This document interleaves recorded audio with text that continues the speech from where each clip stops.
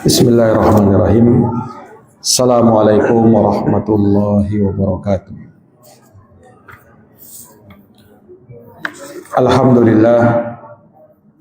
Alhamdulillahi rabbil alamin. Wa bihi nasta'inu ala umuri dunya waddin. Ashhadu an la ilaha illallah wahdahu la syarikalah, ilahul awwalina wal akhirin. Wa ashhadu anna Muhammadan abduhu wa rasuluh as-sadiqul amin, sallallahu alaihi wa ala alihi wa sahbihi wa man tabi'ahum bi ihsanin ila yaumiddin wa sallama tasliman katsira. Amma ba'd. Ikhwani fid din wa akhwati fillah, a'azzani Allah wa iyyakum. Kaum muslimin dan muslimat, hadirin wal hadirat, para jamaah yang dirahmati oleh Allah. Alhamdulillah, pada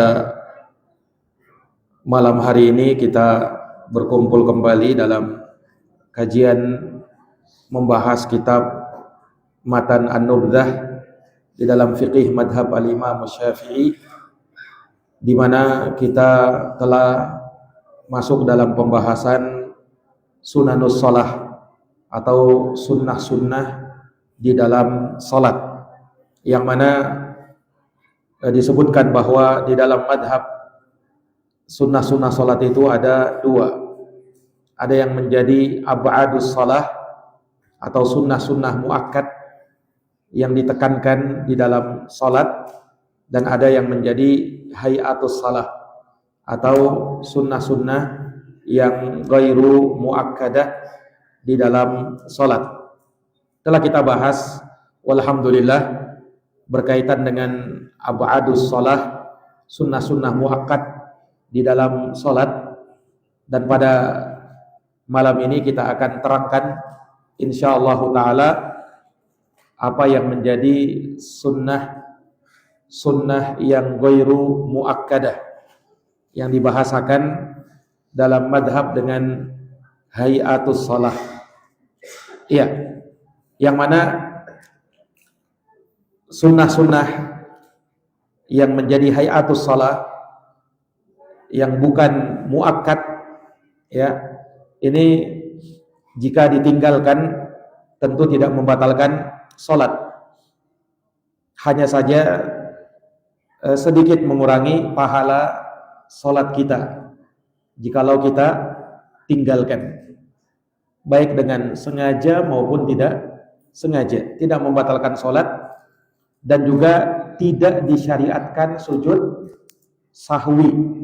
Ya, tidak disyariatkan sujud sahwi karena meninggalkan hayatus shalah atau sunnah-sunnah yang ghairu muakkadah di dalam salat. Tidak disyariatkan sujud sahwi karena meninggalkannya, baik karena sengaja maupun karena lupa. Dan inilah yang membedakan antara sunnah muakkadah di dalam salat, ab'adus shalah, dengan sunnah ghairu muakkadah di dalam salat. Kalau ab'adus shalah, sunnah muakkad, kalau ditinggalkan karena lupa, maka ini apa? Mengharuskan orang sujud sahwi. Tetapi kalau yang ditinggalkan bukan muakkadah, yang merupakan hayatus salah, maka tidak disyariatkan sujud sahwi.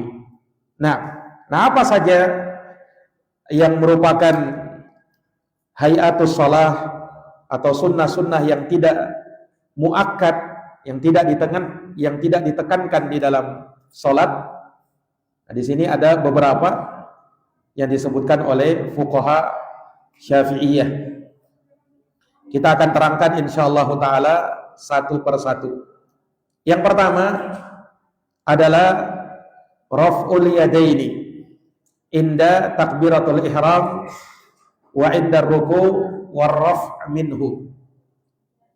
Mengangkat kedua tangan Mengangkat kedua tangan di dalam sholat. Iya. Bedakan kalau takbiratul ihram itu rukun sholat.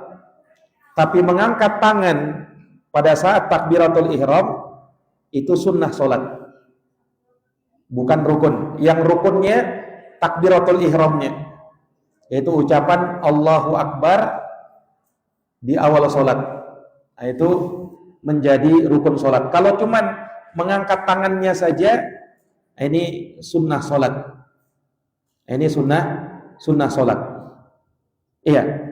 Ikhwani fiddin, a'azzani Allah wa iyyakum. Dan mengangkat tangan ini sunnah sholat, baik ketika takbiratul ihram atau ketika ruku, ya, ketika mau ruku kita juga mengangkat tangan, dan juga ketika mau i'tidal, bangkit dari ruku. Nah, mengangkat tangan di situ hukumnya adalah sunnah.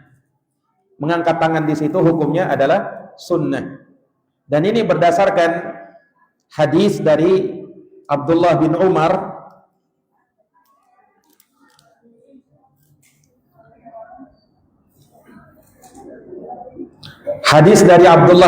radhiyallahu anhuma, beliau berkata, ra'aitun nabiyya sallallahu alaihi wasallam iftatahat takbira fis salat. Aku melihat Nabi sallallahu alaihi wasallam, beliau membuka salatnya dengan takbir. Iya, ibu-ibu di belakang kok lagi bicara ya? Ibu-ibu di belakang. Ini kita lagi taklim. Iya. Tolong diam, simak baik-baik taklimnya. Nah, jadi dikatakan bahwa aku melihat Nabi sallallahu alaihi wasallam membuka salatnya dengan takbiratul ihram. Farafa'a yadayhi hina yukabbir. Maka beliau mengangkat kedua tangannya ketika takbiratul ihram. Hatta yaj'aluhuma hadwa mankibaihi. Hingga beliau menjadikan kedua tangannya tersebut sejajar dengan kedua pundaknya. Ya, dan di dalam mazhab Syafi'i bahwa tangan ketika diangkat di dalam salat, maka tangan itu dihadapkan ke kiblat seperti ini. Kemudian tangan ini sejajarkan dengan bahu, ujung jari tangan itu sejajarkan dengan daun telinga. Nah, di dalam mazhab Syafi'i seperti itu. Jadi mengangkat tangannya sejajarkan dengan bahu, kemudian ujung jari tangan itu sejajarkan dengan daun telinga. Seperti ini. Nah, kemudian telapak tangan dihadapkan ke arah kiblat. Iya. Ikhwani fiddin, a'azzani Allah wa iyyakum. Kemudian dikatakan wa idza kabbara lirruku fa'ala mislah. Dan kalau Nabi takbir untuk ruku, maka beliau pun melakukan hal yang serupa. yakni mengangkat tangannya sejajar dengan bahu dan ujung-ujung jari jemari disejajarkan dengan daun telinga. Wa idza qala sami Allahu liman hamidah, dan apabila beliau mengatakan sami Allahu liman hamidah fa'ala mislahu, beliau pun melakukan hal yang sama, yaitu kembali mengangkat tangannya seperti ini. Ya, wa qala, dan ketika berdiri i'tidal beliau mengatakan Rabbana walakal hamdu. Ya, Rabbana walakal hamdu. Ini hadis sahih diriwayatkan Imam Al-Bukhari dan juga Imam Muslim di dalam Kitabus Shalah pada bab istihbabu raf'il yadaini hadwal mankibain. Bab disunnahkannya mengangkat kedua tangan sejajar dengan kedua bahu. Sejajar dengan kedua bahu. Iya, maka ini sunnah yang pertama dari sunnah ghairu muakkadah, yaitu mengangkat tangan. Semua mengangkat tangan di dalam sholat hukumnya apa? Sunnah. Sunnah ghairu muakkadah. Iya. Kemudian yang kedua, dari hal yang disunnahkan juga di dalam salat adalah bersedekap, yaitu dengan meletakkan tangan kanan di atas tangan kiri, meletakkan tangan kanan di atas tangan kiri, bersedekap. Iya. Dan disebutkan oleh fuqaha bahwa tangan kanan diletakkan di atas tangan kiri, itu letaknya di mana? Ya, di dalam madhab disebutkan bahwa tangan kanan diletakkan di atas tangan kiri, yaitu letaknya di atas pusar dan di bawah dada sedikit, seperti ini. Nah, jadi di dalam madhab Syafi'i, tangan itu diletakkan di atas pusar dan di bawah dada sedikit.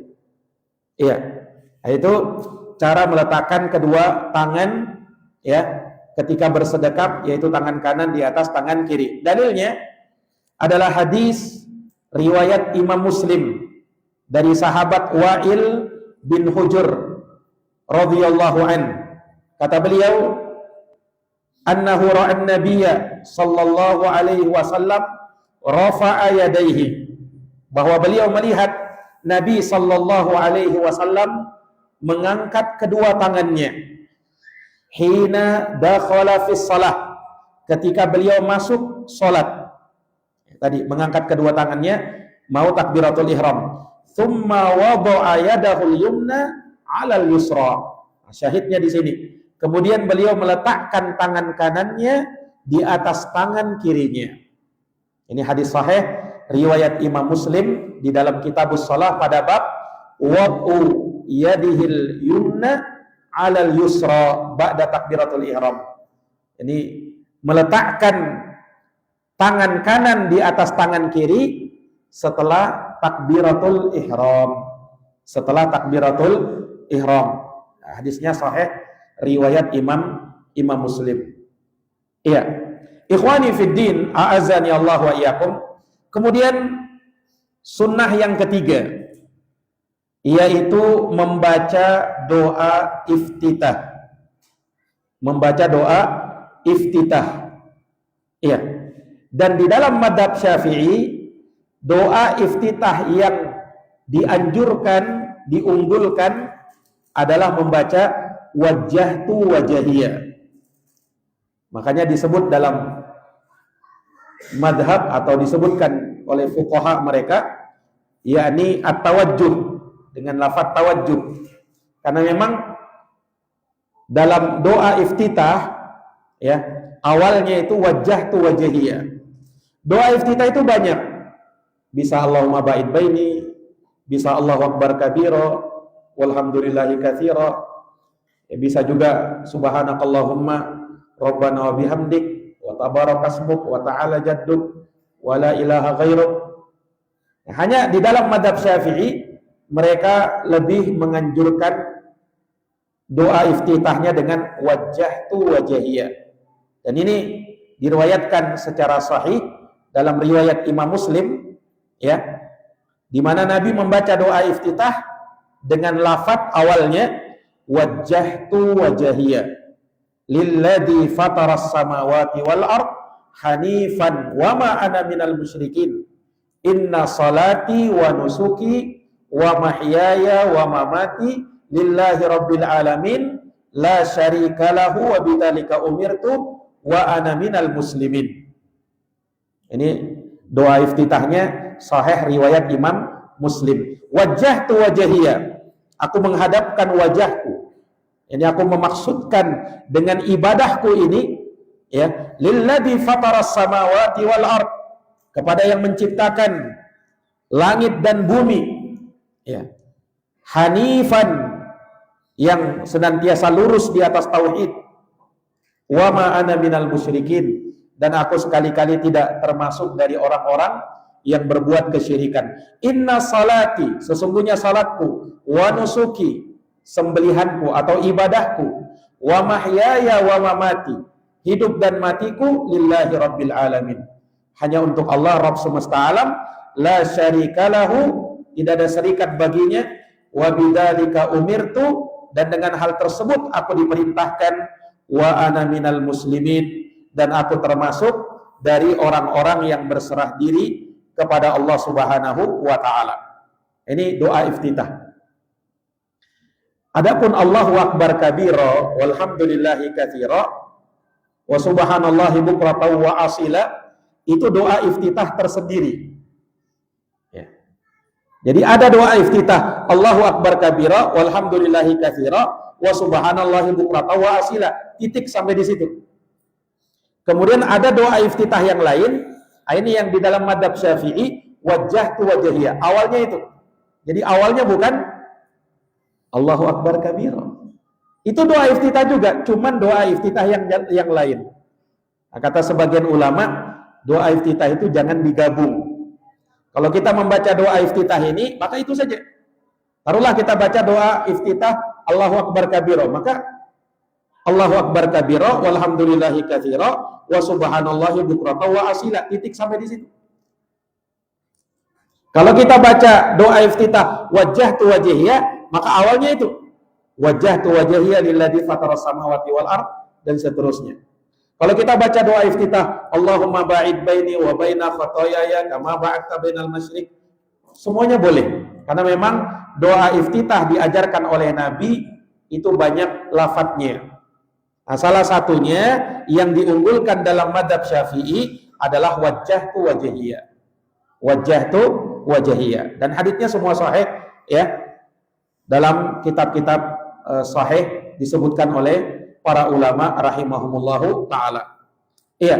Kemudian ikhwani fiddin, a'azzani Allah wa iyyakum.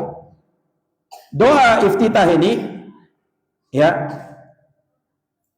Ini dibaca baik di dalam salat fardu maupun dalam salat sunnah. Disunnahkan untuk dibaca. Doa iftitah itu bukan hanya disunnahkan pada saat sholat fardu saja.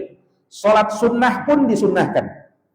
Hanya ada satu sholat yang tidak disunnahkan baca doa iftitah, yaitu sholat jenazah. Kalau sholat jenazah, takbir pertamanya langsung baca Fatihah. Tidak ada doa iftitah dalam sholat jenazah. Nah, adapun sholat yang lain, semua sholat, baik fardu maupun sholat sunnah, semuanya dianjurkan, disunnahkan baca doa iftitah. Sholat tarawih juga disunnahkan baca doa iftitah. Ya. Ini ikhwani fiddin a'azzani Allahu wa iyyakum. Ya. Ini sunnah yang ketiga di dalam sunnah-sunnah sholat. Kemudian yang keempat adalah membaca isti'adzah, yaitu a'udzubillahi minasyaitonir rajim. A'udzubillahi minasyaitonir rajim itu kadang disingkat oleh para ulama dengan isti'adzah, kadang juga disingkat dengan ta'awud. Ada dua singkatan. Semuanya sama. Mau dibilang ta'awud atau isti'adzah, ya semuanya sama, yaitu membaca a'udzubillahi minasyaitonir rajim. Nah, dan ta'awud ini disunnahkan berdasarkan keumuman ayat di dalam Al-Quran, surat An-Nahl ayat 98. Allah berfirman, فَإِذَا قَرَأْتَ الْقُرْآنَ فَاسْتَعِذْ بِاللَّهِ مِنَ الشَّيْطَانِ الرَّجِيمِ. Apabila kamu membaca Quran, dan itu bertepatan dengan kita membaca surat Al-Fatihah kan, di dalam sholat, maka baca dulu isti'adzah. Ya, fasta'id billah, mintalah perlindungan kepada Allah minasyaitonir rajim, dari godaan setan yang terkutuk. Maksudnya baca a'udzubillahi minasyaitonir rajim. Jelas ini? Nah, kemudian di dalam madhab Syafi'i membaca isti'adzah a'udzubillahi minasyaitonir rajim disunnahkan dibaca di setiap rakaat. Di setiap rakaat. Kalau rakaatnya sampai 4, berarti rakaat pertama baca isti'adzah, rakaat kedua, rakaat ketiga, rakaat keempat baca isti'adzah semua. Disunnahkan. Ya. Ini ikhwani fiddin a'azzani Allah wa iyyakum. Terlebih lagi lebih ditekankan lagi di rakaat pertama. Di rakaat pertama. Nah, membaca isti'adzah lebih dianjurkan lagi. Ya. Ini ikhwani fiddin a'azzani Allah wa iyyakum. Kemudian yang berikutnya dari rukun sholat yang berikutnya, yaitu menjaharkan bacaan sholat pada sholat jahriyah. Menjaharkan maksudnya mengeraskan bacaan dalam sholat yang memang bacaannya dikeraskan, seperti sholat subuh, sholat maghrib, sholat isya, sholat jumat, sholat id, sholat istisqa, sholat gerhana. Ini semua bacaan dikeraskan. Dan mensirkan bacaan, mensirkan maksudnya dibaca dengan lirih, tidak dikeraskan bacaannya pada sholat-sholat sirriyah, sholat-sholat yang memang bacaannya tidak dijaharkan, seperti sholat zuhur, sholat asar, sholat-sholat sunnah, sholat duha, rawatib, ya, dan lain-lainnya dari sholat-sholat sunnah yang memang bacaannya disirkan. Ya, ikhwani fiddin, a'azani Allah wa iyyakum. Ya, tentunya kita ketahui bersama bahwa dalam sholat-sholat jahriyah pun tidak semuanya dijaharkan, ya kan? Kalau dalam sholat subuh ya semuanya dijaharkan, rakaat pertama, rakaat kedua. Tapi kalau sholat maghrib, sholat isya hanya di 2 rakaat pertama saja yang dijaharkan. Adapun rakaat ketiga sholat maghrib dan juga rakaat ketiga dan keempat sholat isya tidak dijaharkan. Ya, sholat Jumat, sholat id, sholat khusuf, sholat istisqa, sholat tarawih, ya semuanya dijaharkan. Rakaat pertama dan rakaat kedua. Sholat witir, ya 3 rakaat dijaharkan. Ya, demikian pula sholat sunnah tawaf kalau dilakukan di malam hari, maka sunnahnya dijaharkan. Sunnahnya dijaharkan. Ini ikhwani fiddin, a'azani Allah wa iyyakum. Adapun kalau sholat malam, ya, maka menurut fuqaha Syafi'iyah bacaannya itu mutawassit, pertengahan, tidak terlalu dijaharkan karena kita sholat sendirian kan, tapi jangan juga dilirihkan, pertengahan. Nah, itu kalau bacaan kita dalam sholat malam atau qiyamul lail, jangan dilirihkan, tapi jangan juga dijaharkan, tapi mutawassit, pertengahan. Dan dalilnya dalam surat Al-Isra ayat 110. Allah berfirman, "Wala tajhar bi salatika wala tukhafit biha wabtaghi baina dzalika sabila." Kata Allah, dan jangan kau jaharkan salatmu, tapi jangan juga kau rendahkan suaramu. Jangan kau jaharkan bacaan salatmu dan jangan juga kau rendahkan. Terus bagaimana? Carilah jalan tengah, tanpa terlalu dijaharkan, tapi jangan juga terlalu dilirihkan. Nah, kata ulama tafsir, al-muradu sholatul lail. Yang dimaksud dalam ayat ini sholat malam. Nah, jadi kalau sholat malam, bacaannya itu mutawassit, pertengahan. Ini ikhwani fiddin, a'azani Allahu wa iyyakum. Iya. Dan berkaitan dengan bacaan-bacaan yang dijaharkan oleh Nabi, demikian pula yang dilirihkan oleh Nabi, ini banyak dalil-dalil yang menyebutkannya. Di antaranya hadis Jubair bin Mut'im radhiyallahu an. Kata beliau, sami'tu Rasulullah sallallahu yaqul, sami'tu Rasulullah sallallahu alaihi wasallam qara'a fil maghrib bitur. Aku mendengar Rasulullah SAW membaca di salat maghribnya surat At-Tur. Aku mendengar, menunjukkan bahwa Nabi menjaharkan bacaannya. Salat maghrib masalahnya. Wa anil Bara, dari Bara bin Azib, beliau mendengar Nabi SAW yaqra'u, membaca wattini wazzaitun, surat At-Tin. Yani beliau baca dengan suara jahar fil isya, di dalam surat isya. Wa ma sami'tu ahadan ahsana sautan min, dan aku tidak pernah mendengar ada seseorang yang paling bagus suaranya di dalam baca Al-Quran melainkan atau melebihi Nabi Sallallahu Alaihi Wasallam. Ya, juga keterangan dari Ibnu Abbas itu menyebutkan Nabi SAW juga menjaharkan bacaannya dalam sholat subuh. Ya, sebagaimana dalam riwayat Imam Bukhari dan Imam Muslim. Ya, dalam riwayat Imam Bukhari dan Imam Muslim.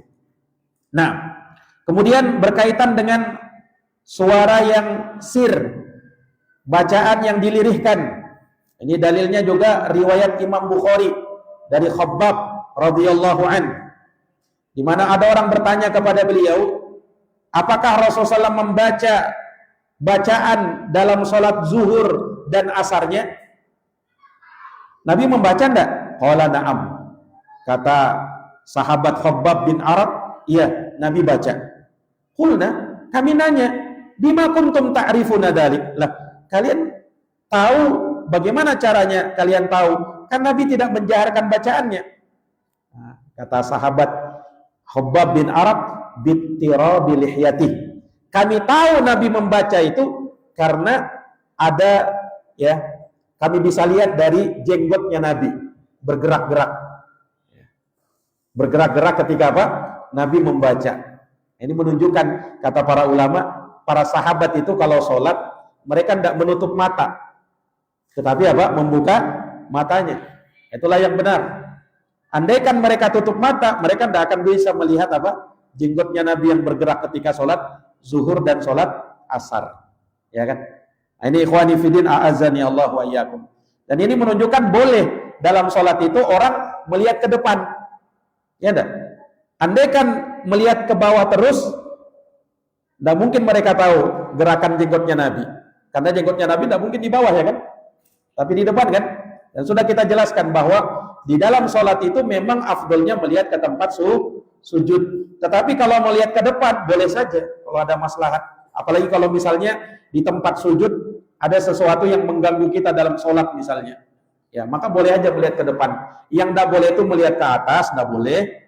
Menengok ke kanan, ke kiri tanpa hajat juga tidak boleh. Yang boleh itu afdolnya melihat ke tempat sujud, boleh juga melihat ke depan. Nah, ini para hadirin yang dirahmati dan dimuliakan oleh Allah Subhanahu wa taala. Dan di sini Nabi mensirkan bacaannya.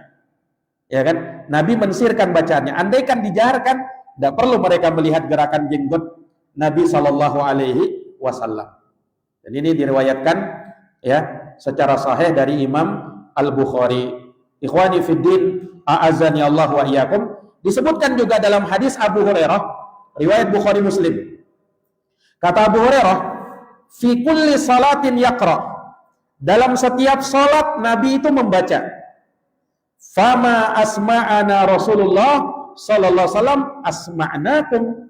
Maka apa yang Nabi Rasulullah memperdengarkan bacaannya kepada kami, maka kami pun melakukan yang begitu. Kalau kami jadi imam, kami pun memperdengarkannya kepada kalian. Menunjukkan ada salat yang dijaharkan. Wa ma akhfa'anna akhfaina ankum. Dan apa yang Nabi tidak menjaharkan bacaannya, maka kami pun tidak menjaharkan bacaan kami. Nah, ini dalam riwayat Imam Al-Bukhari dan Imam Muslim. Ya, ini ikhwani fiddin, a'azzani Allahu wa iyyakum. Nah, sekarang ada hal yang penting yang ingin kita sampaikan berkaitan dengan bacaan jahar. Berkaitan dengan bacaan jahar, ya, di dalam sholat. Dan ini tidak ada bedanya, ya, baik kita sebagai imam atau kita sebagai apa? Orang yang sholat sendirian. Karena kalau dia sebagai makmum, ya, maka bacaannya tentu dilirihkan. Dia apa? Mendengarkan imam. Kecuali surat Al-Fatihah dia baca secara lirih, tidak dijaharkan tentu saja. Tetapi bagi imam dan orang yang sholat sendirian, dia jaharkan bacaannya. Dia jaharkan bacaannya. Jelas ini? Nah, minimal jahar di dalam sholat itu bagi laki-laki beda antara laki-laki dan perempuan. Kalau laki-laki minimal jaharnya, ya, kalau maksimalnya kita tidak ya, tapi minimal dikatakan oh ini sudah menjaharkan. Apa itu? Ketika orang di sampingnya bisa dengar. Nah, minimal itu. Ya, minimal ketika orang di sampingnya bisa dengar, maka itu sudah dikatakan menjaharkan. Ya. Berarti kalau dia orang di sampingnya tidak dengar, itu bukan suara jahar itu. Masih suara lirih. Jelas ini? Nah, ini bagi laki-laki ikhwani fiddin, a'azzani Allah wa iyyakum. Sedangkan bagi perempuan, ya, jaharnya perempuan ya cukup dengan apa? Dia memperdengarkan untuk dirinya sendiri. Minimal apa? Dirinya dengar. Ya. Minimal dirinya apa? Dirinya dengar. Ketika dia membaca di dalam sholat, ya, ketika misalnya di dalam rumah, walaupun perempuan boleh ya, dia jaharkan bacaannya lebih daripada itu, boleh lebih daripada itu, ya. Misalnya dia ingin membaca lebih, dia angkat lagi suaranya, boleh, asalkan di rumahnya tidak ada laki-laki yang bukan mahram di sampingnya. Tapi kalau misalnya di tempat yang dia khawatirkan ada laki-laki yang bukan mahramnya, maka minimal dirinya sendiri yang mendengar. Itu namanya jahar. Ya. Jadi kalau laki-laki tadi minimal jaharnya apa? Orang di samping minimal dengar. Kalau jahar perempuan, suara jahar perempuan ketika dia membaca dalam sholat, minimal dia perdengarkan untuk dirinya. Minimal dia perdengarkan untuk dirinya. Nah, ini ikhwani fiddin, a'azzani Allahu wa iyyakum. Ini berkaitan dengan jahar dan sir dalam sholat, ya. Dan ingat, jahar dan sir bacaan itu hukumnya sunnah, hukumnya dari hukum-hukum yang disunnahkan. Kemudian berikutnya dari hal-hal yang disunnahkan di dalam sholat adalah at-ta'min, yaitu membaca amin, membaca amin. Ya, tentunya setelah membaca surat Al-Fatihah. Ya, setelah membaca surat Al-Fatihah. Nah, kemudian ikhwani fiddin, membaca amin ini ya disunnahkan bagi imam dan juga bagi makmum.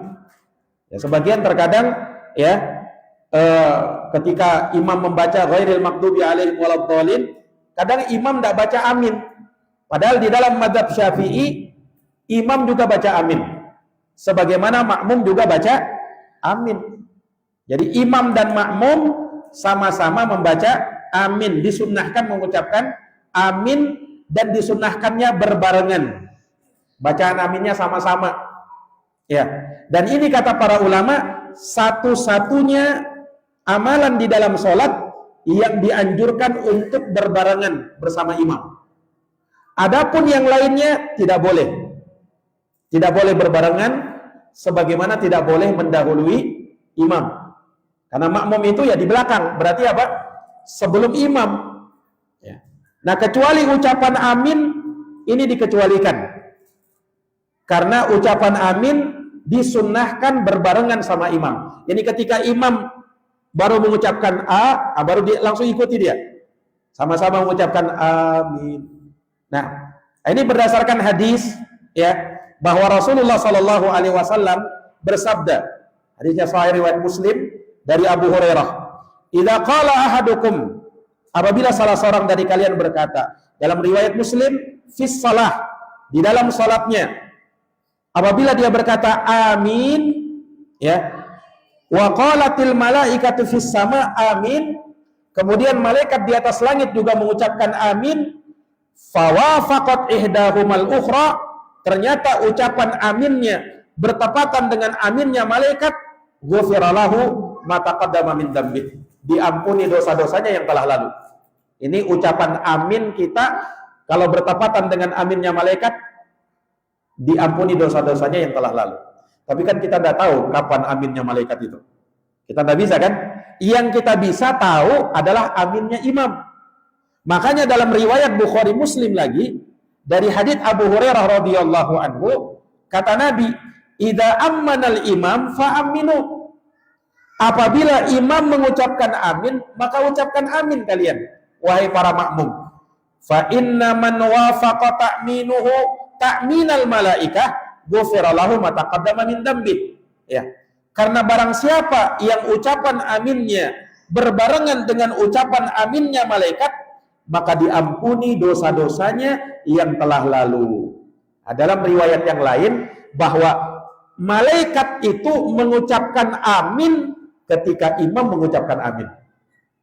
Nah, berarti kalau imam sudah mengucapkan amin, malaikat itu mengucapkan amin, maka berbarenganlah di situ. Karena ucapan amin kita kalau bertepatan dengan aminnya imam, maka otomatis sudah bertepatan dengan aminnya malaikat. Maka keutamaannya ghufira lahu ma taqaddama min dambi, diampuni dosa-dosanya yang telah lalu. Nah, dalam riwayat lain kata Nabi, idza qala al-imam ghairil maghdubi alaihim waladdallin, apabila imam mengatakan ghairil maghdubi alaihim waladdallin, faqulu amin, maka ucapkanlah amin. Fa innahu man wafaqa qawlahu qaulal malaika, karena barang siapa yang ucapannya itu berbarengan dengan ucapan malaikat, ghufira lahu ma taqaddama min dambi, maka diampuni dosa-dosanya yang telah lalu. Ya, dan ucapan aminnya malaikat itu ketika imam mengucapkan amin. Ini hadis riwayat Imam Al-Bukhari dan juga Imam Muslim. Iya. Ini ikhwani fiddin, a'azani Allahu wa iyyakum. Dan disebutkan ya di zaman Nabi ya, ketika imam mengucapkan amin, makmum semua mengucapkan amin. Dalam riwayat Imam Ibnu Majah ditambahkan fayartajju bihal masjid. Maka ketika itu masjid bergoncang, bergemuruh. Kenapa bergemuruh? Karena ucapan amin. Nah, karena amin ya, semua makmum mengucapkannya. Semakin banyak makmumnya, ya maka suara gema amin itu semakin apa? Semakin kencang. Ya. Nah, ini memang sudah terjadi di masa Rasulullah Shallallahu Alaihi Wasallam, sebagaimana dalam riwayat tadi yang kita bacakan, ya, riwayat Abu Daud, riwayat Ibnu Majah juga, ya, dalam iqamatus shalah pada bab al-jahru bi amin, ya, yaitu bab menjaharkan ucapan amin, menjaharkan ucapan amin. Ini ikhwani fiddin, a'azzani Allahu wa iyyakum. Ya, kemudian berkaitan dengan sunnah berikutnya, ya, dari sunnah-sunnah salat yang selanjutnya yang disebutkan oleh para ulama kita, ya, dari fuqaha Syafi'iyah, setelah membaca amin, yaitu qira'atus surati ba'dal Fatihah, membaca surat setelah Fatihah, itu sunnah salat. Ya, membaca surat Al-Fatihah, membaca surat setelah surat Al-Fatihah. Kalau surat Al-Fatihahnya kan rukun salat. Tapi membaca surat setelah surat Al-Fatihah ini adalah sunnah salat. Ya. Apa saja yang dia baca dari surat dalam Quran diperbolehkan. Ya, baik dia membaca satu surat penuh dalam satu rakaat, atau dia ambil potongan-potongan ayat yang panjang-panjang, misalnya dari surat Al-Baqarah, diambil pertengahannya, diambil sebagiannya, diperbolehkan. Walaupun kata para ulama, yang utamanya, ya, sebagaimana yang sering dilakukan oleh Nabi itu, membaca satu surat untuk satu rakaat.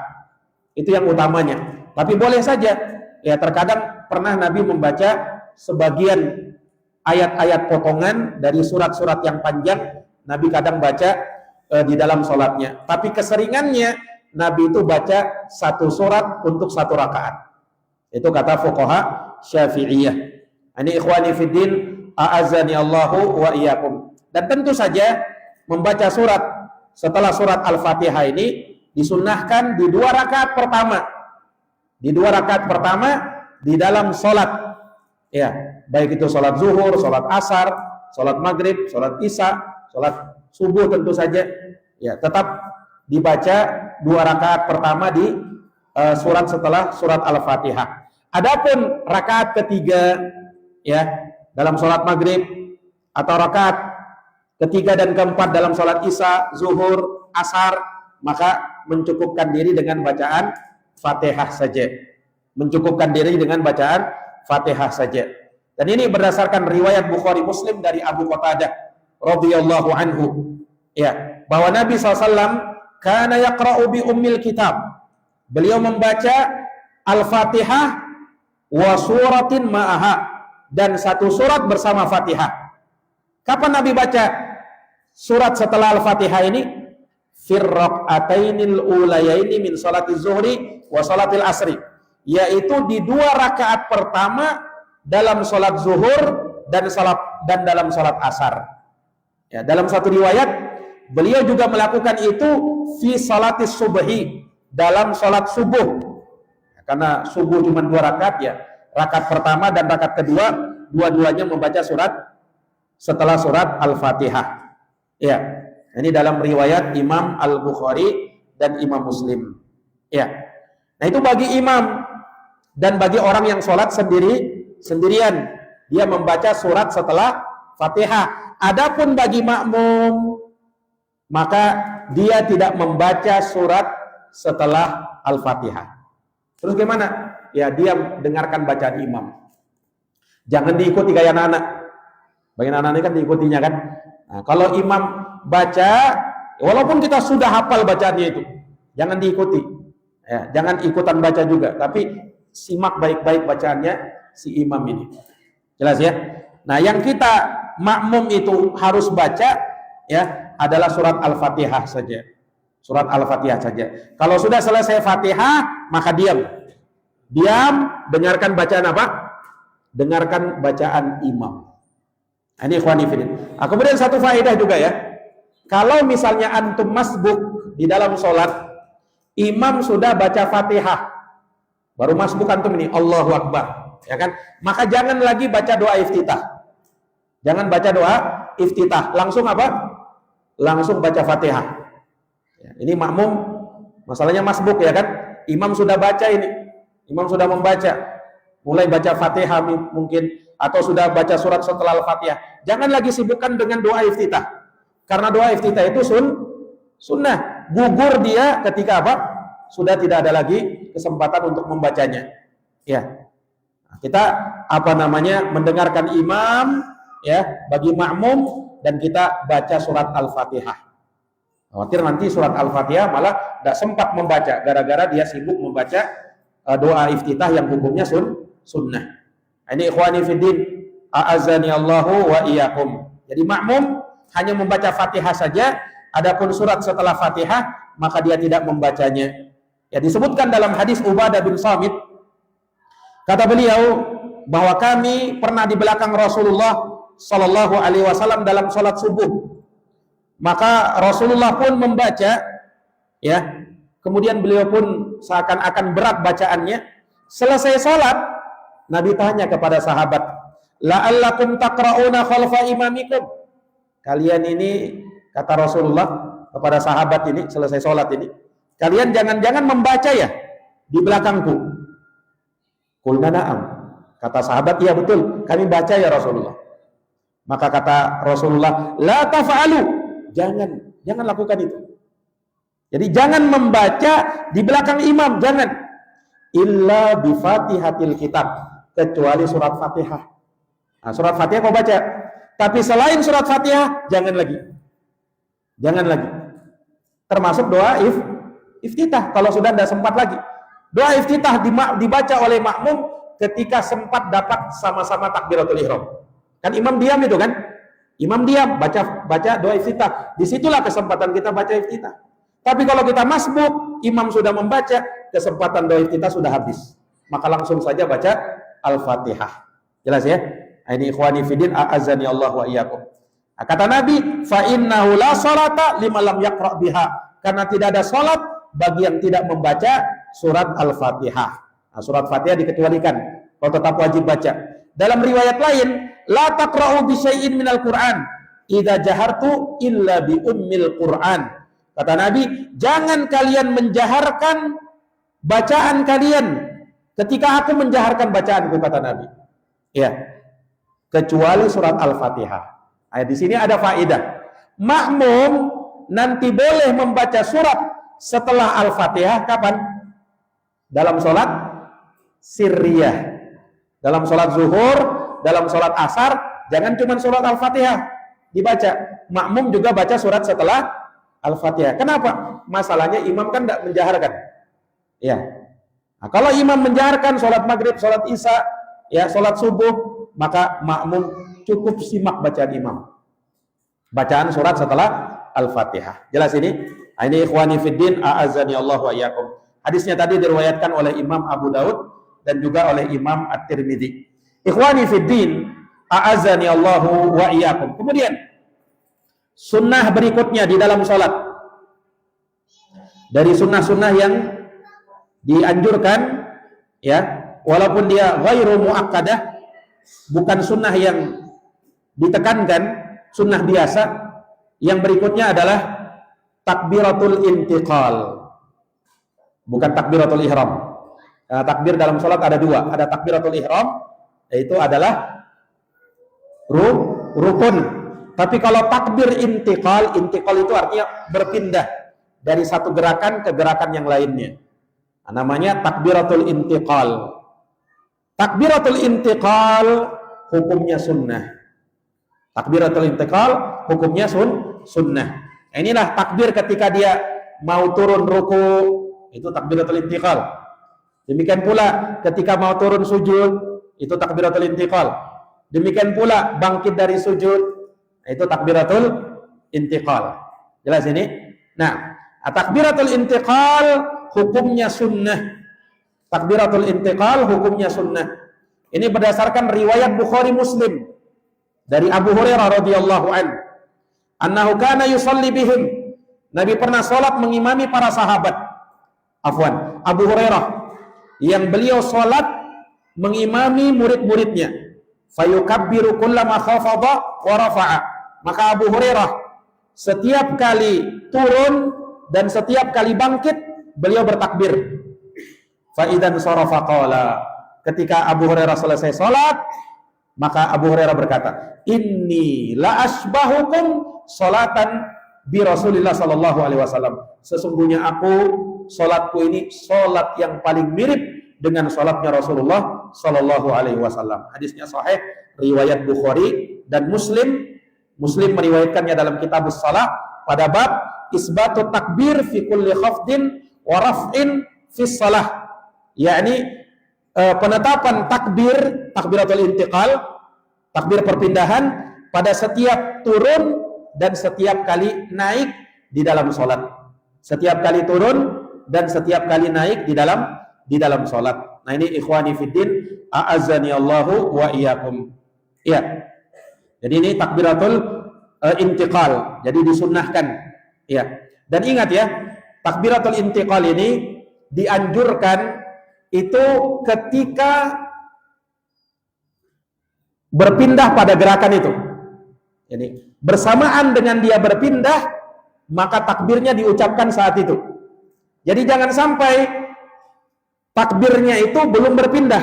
Misalnya nih, ketika dia mau ruku, sudah selesai bacaan surat setelah Fatihah, dia mau ruku, jangan Allahu Akbar baru ruku, itu keliru.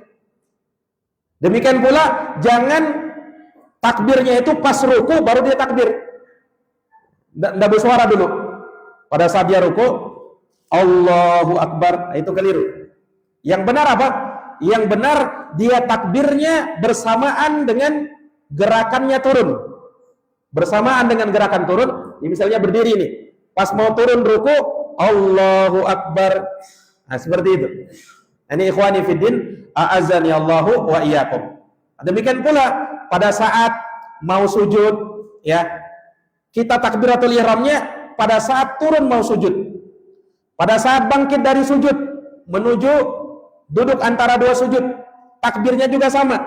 Jangan takbirnya pada saat sujud atau pada saat duduk, tapi pada saat bangkit dari sujud, Allahu Akbar. Nah, pas barnya itu pada saat sudah duduk. Jangan pas duduk baru Allahu Akbar, keliru. Jelas ini? Nah, ini dari perkara yang perlu kita perhatikan di dalam sholat.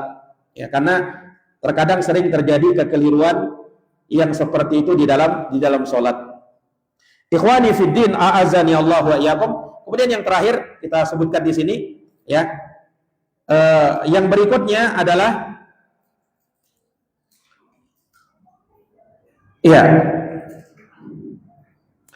ucapan sami Allahu liman hamidah, Rabbana lakal hamdu. Ya. Ini juga dari hal yang disunnahkan. yakni dari ruku menuju i'tidal, ya, dengan mengucap sami Allahu liman hamidah. Ingat, sami Allahu liman hamidah kapan diucapkan? Berbarengan pada saat mau bangkit menuju i'tidal. Jadi sami Allahu liman hamidah. Nah, hamidahnya pada saat sudah berdiri. Jangan pada saat berdiri baru sami Allahu liman hamidah, keliru. Jelas ya? Nah, pada saat sudah berdiri, Rabbana walakal hamdunya baru diucapkan pada saat i'tidalnya, pada saat berdiri. Jadi kan sami Allahu liman hamidah, hamidahnya pada saat berdiri. Nah, setelah itu dalam posisi berdiri baru mengucap Rabbana walakal hamdu. Baru mengucap Rabbana walakal hamdu. Dan ini semua dari amalan-amalan yang disunnahkan, dari amalan-amalan yang disunnahkan di dalam salat.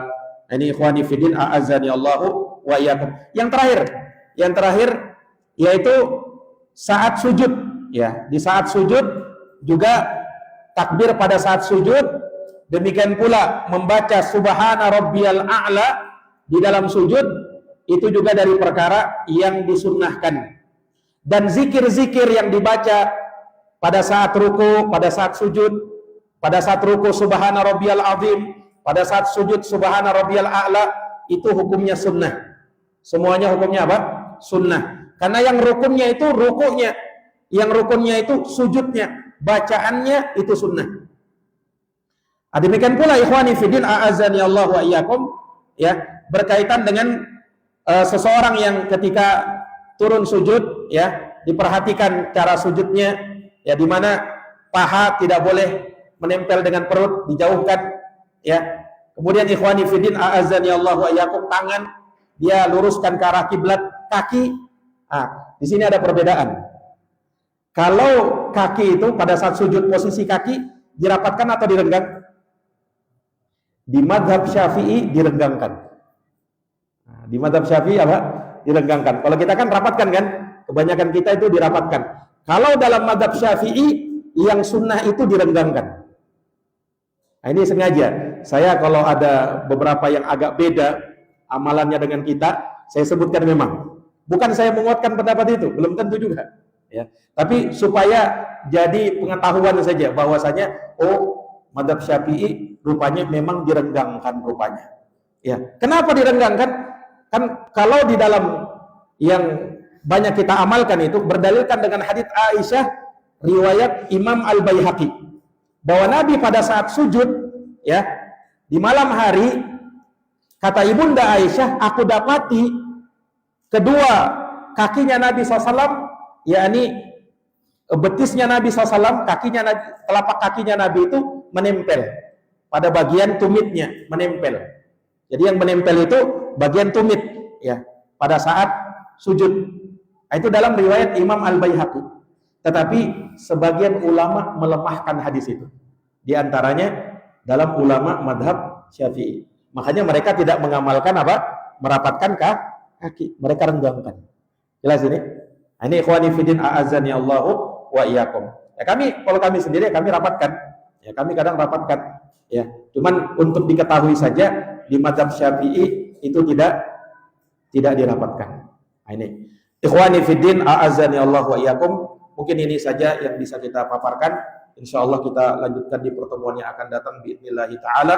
Wallahu taala alam. Subhanakallahumma wa bihamdik asyhadu an la ilaha illa anta astaghfiruka wa atubu ilaik. Assalamualaikum warahmatullahi wabarakatuh.